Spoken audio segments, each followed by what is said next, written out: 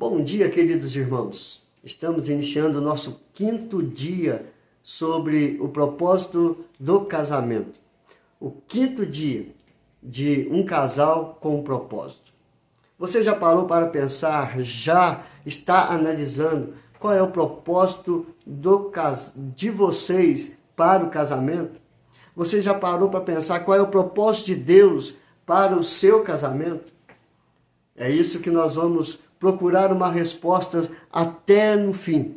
São 40 dias com um propósito para o casal. 40 dias de um propósito para o casamento. Hoje nós vamos estudar sobre o casamento não é um teste, é um compromisso de confiança. Isso é maravilhoso. Num contexto hoje, onde as pessoas estão fazendo do casamento um teste, nós casamos, se der certo a gente continua. Se não der certo, a gente passa para outra. Não é assim. Hoje as pessoas estão mudando de parceiros como se estivesse trocando de roupa. Também não é assim. Deus idealizou o casamento para ser uma bênção. Deus escolheu um homem e uma mulher e os dois se uniram em uma só carne para abençoar a vida um do outro e os dois serem abençoados por Deus em todos os momentos.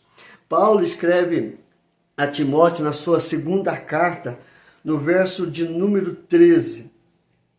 Se somos infiéis, ele permanece fiel, pois de maneira nenhuma pode negar-se a si mesmo.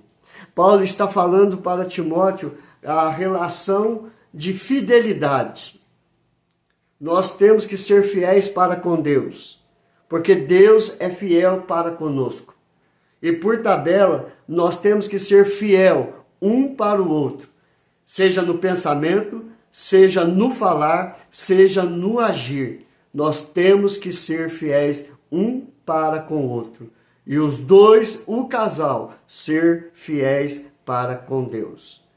Já no Velho Testamento, o profeta Malaquias, no capítulo 2, verso 16, diz, no finalzinho do verso, ele diz, cuidai de vós mesmos e não sejais infiéis. Ele está falando do casamento, da infidelidade, do adultério. E ele diz, olha, vocês não podem ser infiéis, vocês têm que ser bênção na vida um do outro. Então, cuidai de vós para que não sejais infiéis. Hoje, nós, como casados, estamos passando um grande perigo com relação à internet. A prostituição, a pornografia está no alcance das nossas mãos.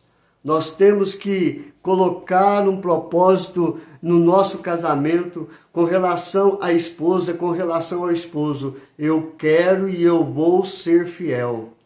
Eu vou fugir de toda aparência do mal. Eu vou fugir de toda aparência do pecado, para que o meu casamento seja um casamento puro, um casamento reto, um casamento cheio da presença de Deus. Que a minha esposa olhe para mim e confie em tudo que eu falo, em tudo que eu penso, em tudo que eu faço. Eu olho para a minha esposa e ela também é de confiança, é uma pessoa reta, íntegra e que se desvia de todo o pecado. Isso é um propósito de vida, isso é um propósito de casamento, fidelidade. Uma pergunta que nós podemos meditar. O que nos aconteceu recentemente, que podemos perceber que tem sido um teste de Deus para o nosso casamento?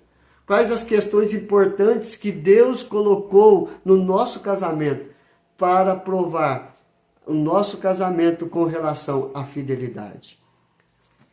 Você casou com a sua esposa, você casou com o seu esposo, e isso não é um teste. Isto é uma realidade. Viva esta realidade, um para com o outro. As coisas que acontecem ao nosso redor para provar se somos fiéis, se vamos manter firmes o nosso casamento, é um teste para que o nosso casamento cresça um pouco mais. Entregue o teu caminho, entregue o teu casamento nas mãos do Senhor e você vai ser mais que vencedor. Vamos orar? Senhor, abençoa este propósito, Pai, de fidelidade. Que possamos caminhar para a alegria, o prazer, a felicidade um do outro e para a glória do Senhor, hoje e sempre. Em nome de Jesus. Amém. Que Deus nos abençoe.